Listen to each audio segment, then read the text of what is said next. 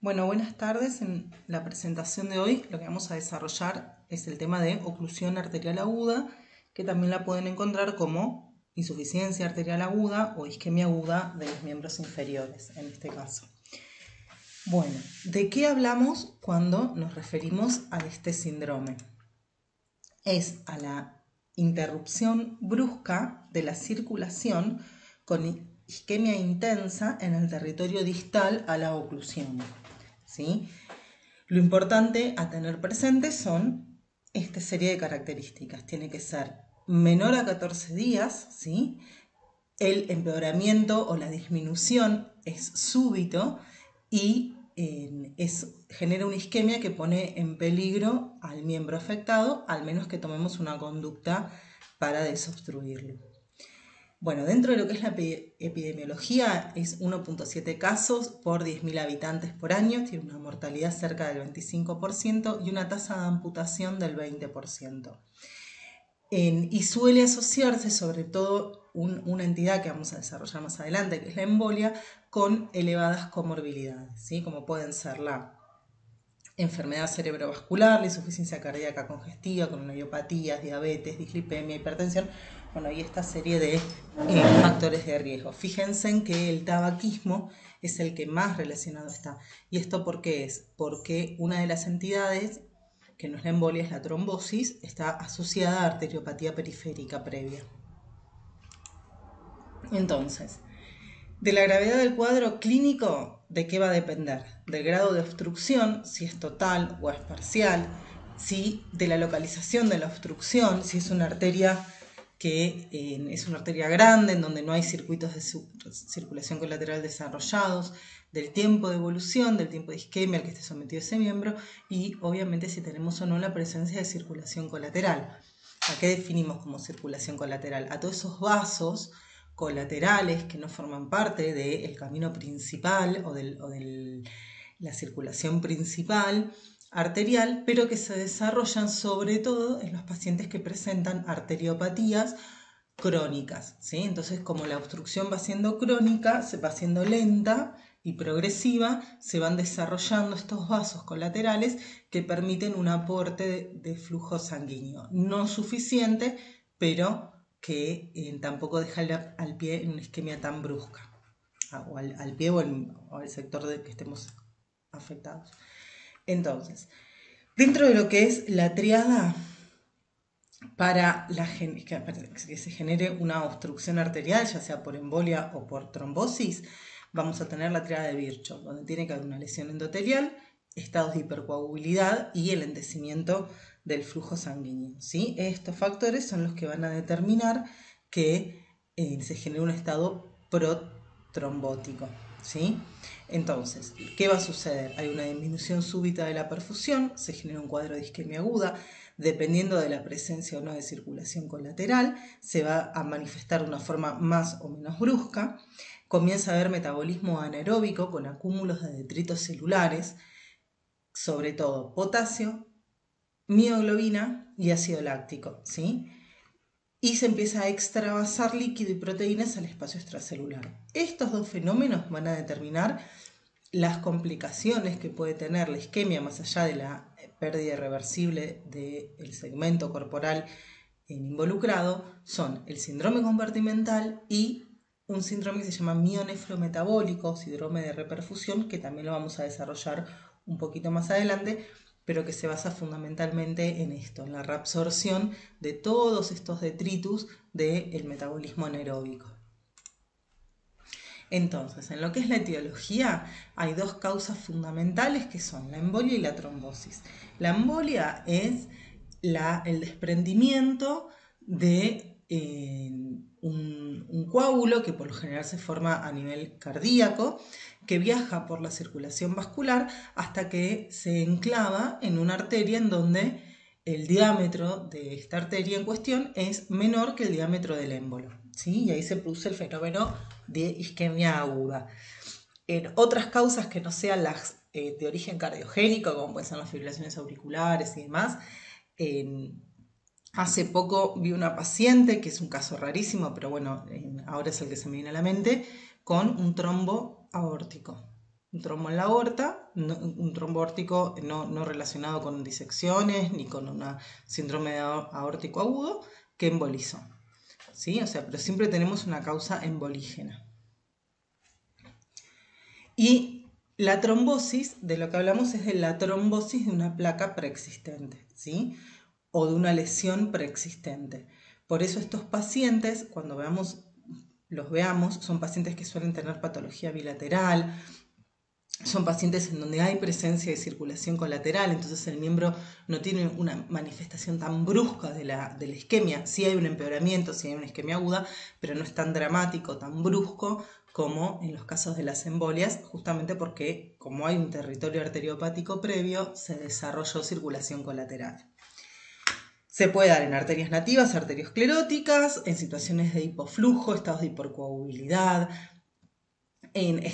por iatrogenia postprocedimientos, puede darse en injertos vasculares, cuando hay enfermedades inflamatorias arteriales, trombosis aneurismáticas o síndrome de atrapamiento popliteo. Este síndrome de atrapamiento popliteo tiene una particularidad y es que la arteria poplitea tiene una disposición anatómica dentro del músculo sóleo. En lugar de estar pasando por el arco del sóleo, que es una estructura tendinosa que deja el músculo cuando se inserta, queda dentro de las fibras. Entonces el paciente, cuando hace ejercicio o aumenta el uso de su músculo sóleo, la arteria sufre contracciones secundarias a la contracción muscular y eso puede desencadenar una trombosis. Otros cuadros raros menos frecuentes de trombosis, los traumatismos. ¿Sí? No siempre las lesiones, esto igualmente en la clase de traumatismo lo vamos a desarrollar un poco más, pero no siempre las lesiones tienen que ser con pérdida de continuidad. ¿Sí? Pueden haber lesiones contusas, sobre todo, por ejemplo, a nivel femoral en las fracturas de cadera, en las luxaciones posteriores de rodilla, a nivel de la arteria poplitea, la arteria humeral en el codo. ¿Sí? Son localizaciones en donde traumatismos de tipo contuso, ya sea por aplastamiento o por elongación, generan un daño en la pared arterial y genera secundariamente una trombosis.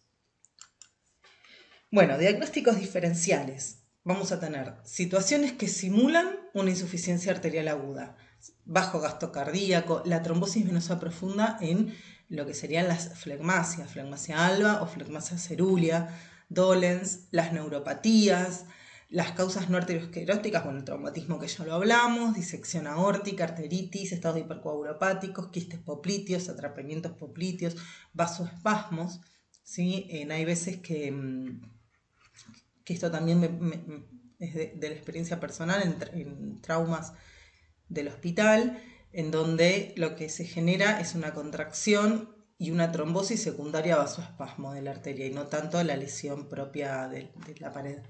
Bueno, la flegmasia que ya hablamos. Y dentro de las arterioscleróticas, trombosis arterial, trombosis Van Pas, embolias o aneurismas. Bueno, para que ustedes vean, sobre todo acá lo que vamos a basar este análisis es en la presencia o no de circulación colateral y por eso la presentación rápida o no de los síntomas. Fíjense en que la presentación rápida en horas está relacionada con patologías como trauma, embolismos, ¿sí? Embolias de aneurismas periféricos, ¿sí? Estos, al ser algo brusco, sin arteriopatía periférica crónica, sin desarrollo de circulación colateral, suelen ser casos mucho más floridos desde el punto de vista clínico y con una evolución mucho más rápida. En cambio, los que son en reconstrucción en trombosis sobre puentes o en trombosis sobre arterias nativas pero arterioscleróticas, la presentación es más solapada por justamente el gran detalle de la circulación colateral. Van a ver que con este tema de la circulación colateral vamos a volver bastante a lo largo de la presentación, porque no solo nos explica las diferencias en la clínica, sino que después nos va a ayudar mucho para el diagnóstico. ¿Sí? Entonces, dentro de las dos grandes entidades, lo que dijimos, el inicio en la embolia es brusco, en la trombosis puede ser más insidioso, la trombosis tolera mejor la isquemia porque es una pierna que ya viene con una isquemia crónica, hay arteriopatía bilateral, hay antecedentes de claudicación, puede o no tener el paciente en comorbilidades cardiológicas, pero con los que sí están muy asociados con la embolia. ¿Sí? La embolia suelen ser pacientes jóvenes, suele ser el debut de la patología en los miembros inferiores. ¿sí? En la trombosis hay factores de riesgos y en la arteriografía, perdón, en la trombosis aparecen lesiones difusas, porque vuelvo a hacer hincapié en lo mismo, hay una arteria arteriosclerótica previa que se trombosó. Entonces las lesiones están desde antes y hay desarrollo de circulación colateral. En cambio, en las embolias vamos a ver arterias sanas con un stop, ¿sí? Que es, el stop es donde se enclavó el émbolo. Bueno, ¿cuáles son los síntomas que va a tener el paciente? Es la triada de Griffith, que son las 5P, ¿sí? Dolor, ausencia de pulsos, palidez, parestesias, que es la repercusión a nivel nervioso, ¿sí? Empieza a haber repercusión nerviosa y parálisis posteriormente. Y el miembro suele estar frío y diferencia de temperatura. Cuando aparece rigidez muscular y contractura muscular, ya nos acercamos a los estadios que son irreversibles. Entonces, acá en estos estadios es importante diferenciar rigidez muscular y contractura muscular, que va a ser secundaria a la isquemia muscular, me van a hablar de irreversibilidad. ¿Sí? Rigidez muscular por la afección muscular, lo que va a terminar generando es lo que hablábamos antes del síndrome de todo este metabolismo anaeróbico, en donde si uno revasculariza estos estadios, primero que cuando el músculo perdió vitalidad, muy difícilmente lo recupere.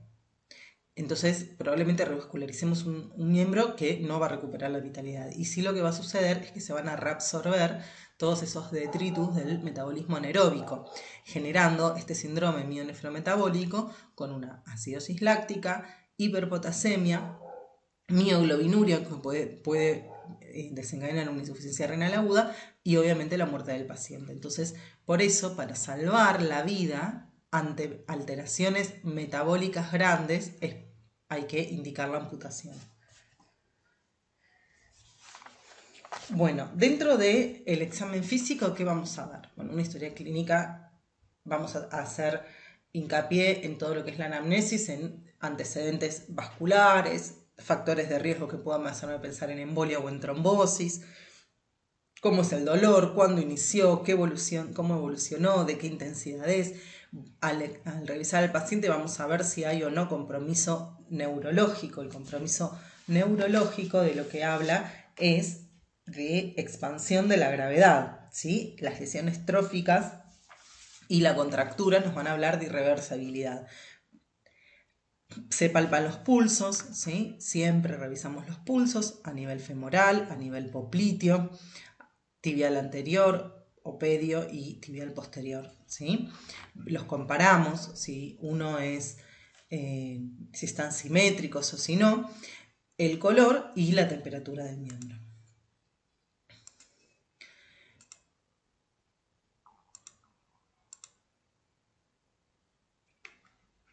Bueno, entonces, acá tienen diferentes imágenes en donde podemos ir viendo la evolución. Primero va a haber dolor con pérdida de la sensibilidad superficial, parestesias, palidez, disminución de los pulsos, ¿sí? Después va a aparecer un moteado cianótico con el enlentecimiento del relleno capilar y posteriormente aparecen los estadios en donde hay dolor, aumento del dolor, rigidez, parálisis, afección nerviosa y muscular severa. ¿Sí? Acá ya empiezan los estadios irreversibles. Pueden aparecer livideces o flictenas, ¿sí? Este es el livedo reticularis. Con respecto a los pulsos, bueno, si ustedes se fijan en este cuadro, en función al último pulso que detectamos en el paciente es la localización de la trombosis en la que vamos a pensar, ¿sí? Siempre es un nivel por arriba del último pulso que se palpa, ¿sí? Entonces, si yo el último pulso que palpo es femoral, a ese nivel va a estar en la oclusión entre femoral y popliteo. Si el último que palpo es pedio tibial posterior, entre popliteo y tibial posterior. Perdón, tibial anterior o pedio. ¿Sí? Y si no palpo pulso femoral, bueno, tengo que pensar en patología suprainguinal aortoilíaca. Hay una clasificación, que esta clasificación en lo que se basa es en la viabilidad de el miembro y de la amenaza que implica la isquemia. Y es muy útil porque nos va a permitir, más allá de poder clasificar al paciente, tomar una conducta, ¿sí? El estadio 1 son pacientes en donde no hay pérdida sensitiva, no hay contractura muscular y el Doppler es audible. Este paciente, que donde el miembro es viable, si bien hay que tomar una conducta urgente, puede diferirse el tratamiento, ser algún tipo de... diferirse dentro de las 24 horas, ¿sí? En la isquemia siempre la resolución es en el momento en el que se hace el diagnóstico. ¿Por qué? Porque cuanto más tiempo de isquemia pase, más riesgos de desarrollar el síndrome de reperfusión y más probabilidades de que ese miembro no sea viable, ¿sí? O sea que diferirlo, o sea, no tener que entrar al quirófano corriendo, hacer una arteriografía intraoperatoria, pero se tiene que resolver ese paciente en el transcurso de ese día, ¿sí? Siempre son urgencias. El estadio 2 es cuando hay una amenaza para el riesgo. El estadio 2A, ahí empiezan a haber alteraciones sensitivas con algunas parestesias y el Doppler arterial es inaudible, ya empieza a alterarse el índice tobillo-brazo, ¿sí? En los estadios más avanzados, en el B, en donde hay que hacer una revascularización inmediata, hay pérdida de la sensibilidad y empieza a haber lesiones musculares, ¿sí? Y los estadios irreversibles es donde ya directamente no podemos hacer nada para ayudar a este paciente y hay una pérdida de la sensibilidad, parálisis o rigidez y ausencia de señal Doppler, ¿sí? Estos estadios son donde nosotros tenemos que actuar. Acá ya llegamos tarde, el paciente llegó tarde, o se retrasó el tratamiento y no hay nada por hacer. Entonces, la extremidad viable es una extremidad pálida, pero sin cianosis. Puede haber parestesias, pero la movilidad está conservada y se puede llegar a tomar algún tipo de índice tobillo-brazo. La extremidad comprometida, esta extremidad es la que hay que actuar urgente. Acuérdense que estaba la amenaza inminente y la B, en donde hay disminución en la sensibilidad y se empiezan a detectar señales disminuidas. Y cuando el daño es irreversible es cuando hay rigidez muscular, lesiones tróficas o aparece el síndrome compartimental, ¿sí? Una síntesis de estas clasificaciones que hablábamos. Una síntesis de las clasificaciones de las que estábamos hablando recién.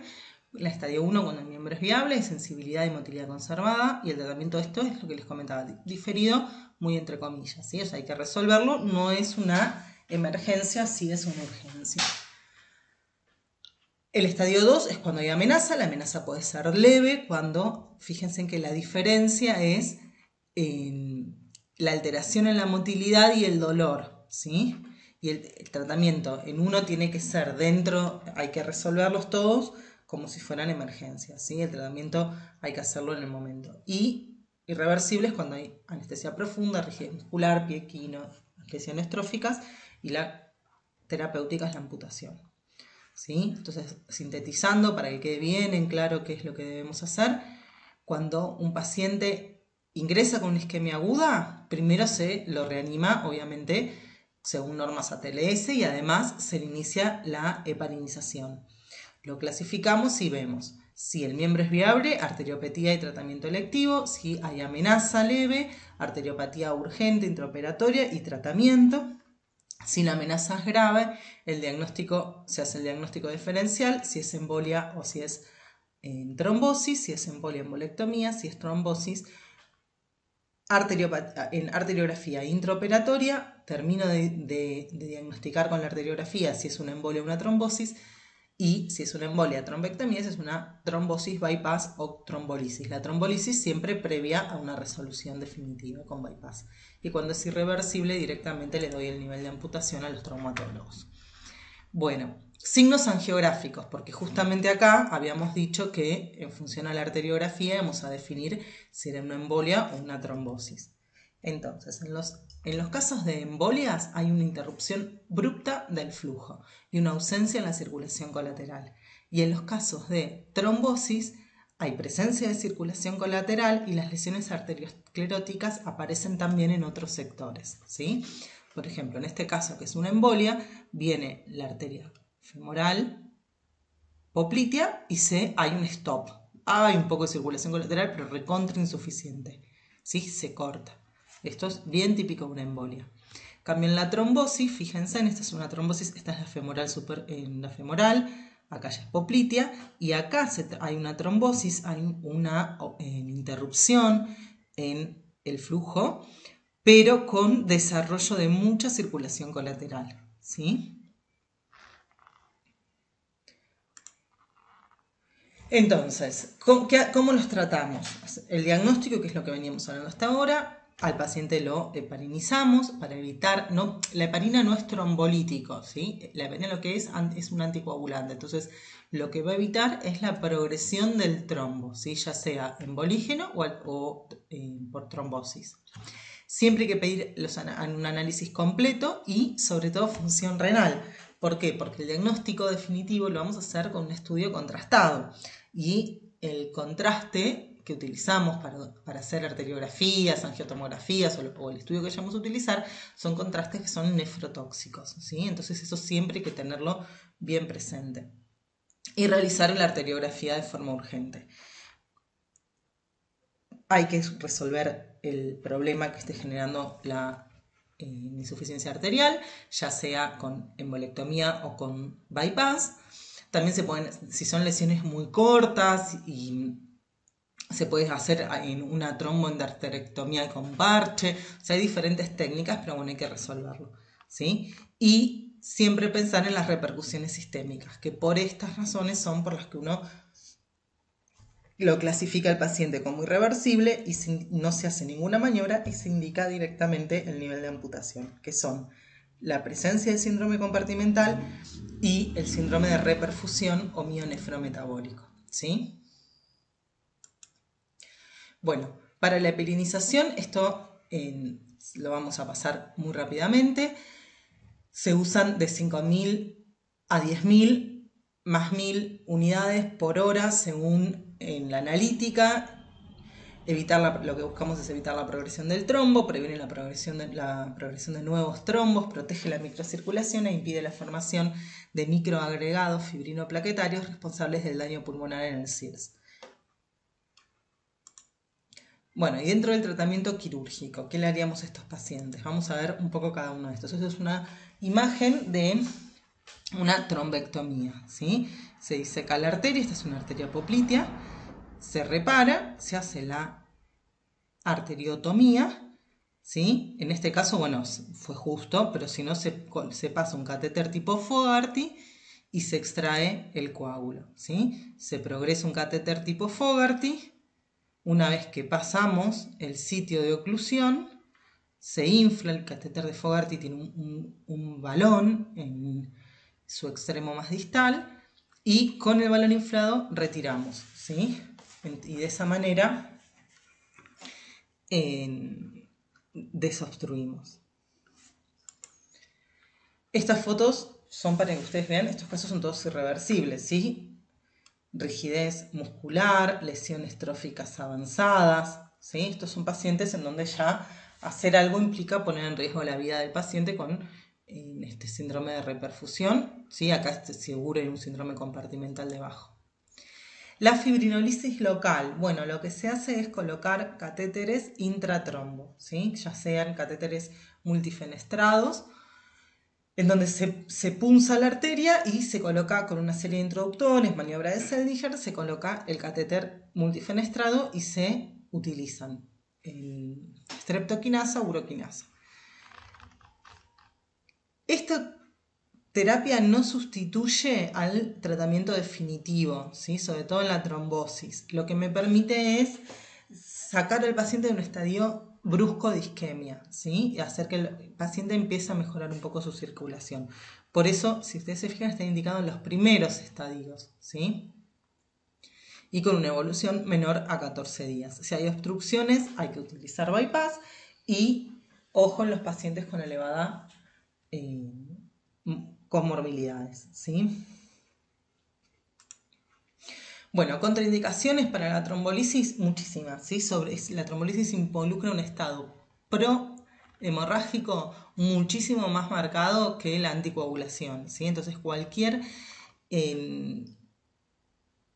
punto en donde el paciente pudiera sangrar lo va a hacer, ¿sí? Por eso si ustedes se fijan, todas las contraindicaciones tienen que ver fundamentalmente con estados prohemorrágicos, ¿sí? En la cirugía, ¿cuándo está indicada? En las isquemias tipo B, tipo 2B y en las 3 la amputación, cuando la evolución tiene más de 14 días, menos de 14 días, fracasos con la trombolisis, ¿sí? Entonces se hacen los estudios, bueno, tratamiento de lesiones subyacentes y hemodinamia y anatomías favorables, ¿sí? Volvemos a lo mismo, estadios 1 y 2A podemos hacer una trombolisis, contemporizar al paciente y ver si requiere o no una resolución definitiva. Estadio 2B, cirugía con diagnóstico intraoperatorio y resolución. Y el estadio 3 es el irreversible, ¿sí? En el posoperatorio todos los pacientes deben ser heparinizados y en el 50% de la mortalidad del posoperatorio se deben a complicaciones tromboembólicas, ¿sí? El uso de dicumarínicos es controvertido, está indicado en embolias arteriales, dudoso en los casos de trombosis. Siempre buscar el síndrome de reperfusión, ¿sí? ¿Cómo lo vamos a buscar? Con la analítica. Vamos a pedir al paciente marcadores de rhabdomiólisis, CPK, LDH, ácido láctico, mioglobinuria, potasio, ¿sí? Y todo eso hay que corregirlo y tratarlo, ¿sí? Obviamente, si el paciente está con mioglobinuria, lo que hay que hacer es forzar la diuresis, ¿sí? Y sobrehidratar al paciente si el contexto del paciente lo permite, ¿no? Si tengo un paciente muy añoso con una cardiopatía, no lo voy a sobrecargar porque lo va a terminar definiendo eso más que el síndrome de reperfusión. Y el tratamiento del síndrome compartimental, ¿sí? El síndrome compartimental, ¿en qué se va a basar? En que se produce, al haber isquemia, se produce edema muscular. Ese edema muscular genera aumento en la presión de los compartimentos musculares y ese aumento de la presión es lo que va a profundizar la isquemia muscular, ¿sí? Con mionecrosis, daño neurológico y manifestaciones sistémicas.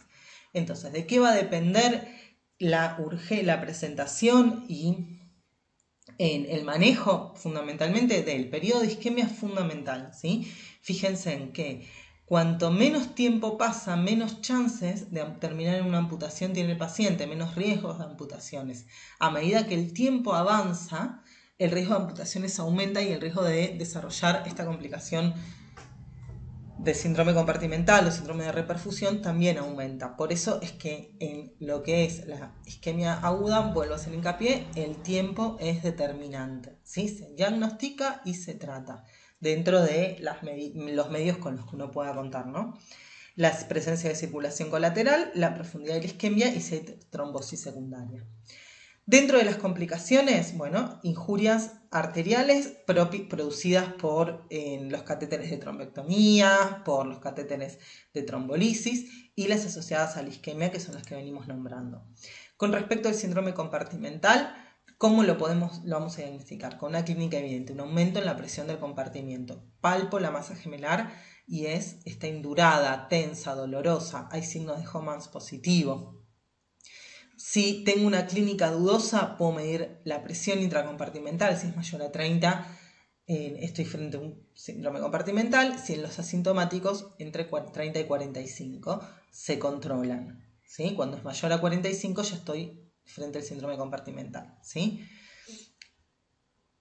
¿El tratamiento cuál es? Y bueno, si el problema es que el músculo está edematizado y la aponeurosis que reviste los compartimentos musculares genera presión, si yo abro esa aponeurosis, debería, muy entre comillas, disminuirse la presión dentro del compartimento. Bueno, sí, efectivamente, por eso el tratamiento es la fasciotomía, ¿sí?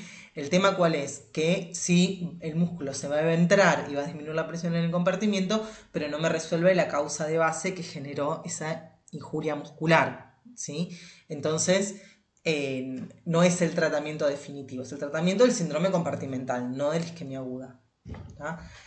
Cuando Además vamos a utilizar a la fasciotomía, bueno, cuando estamos frente a traumatismos vasculares, si hay combinación arterial y venoso, no hay duda. Si pasó más de 6 horas en un traumatismo arterial, también se hace fasciotomía profiláctica con las trombosis venosas masivas.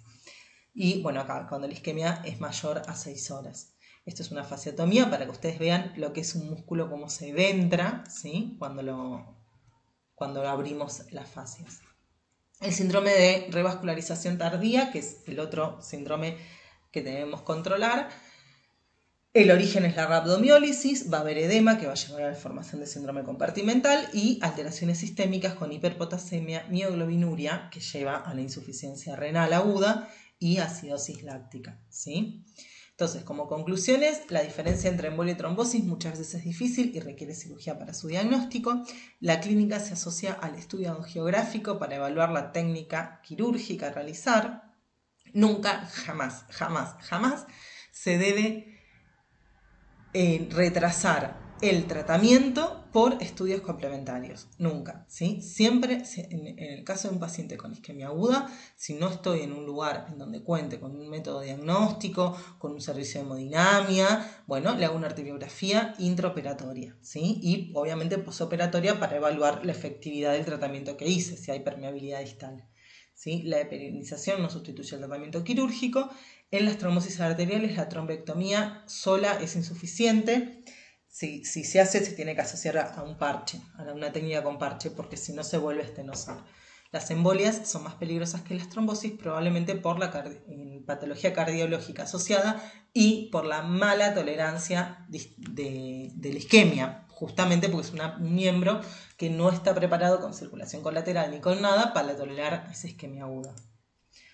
Bueno, espero que la clase les haya resultado útil.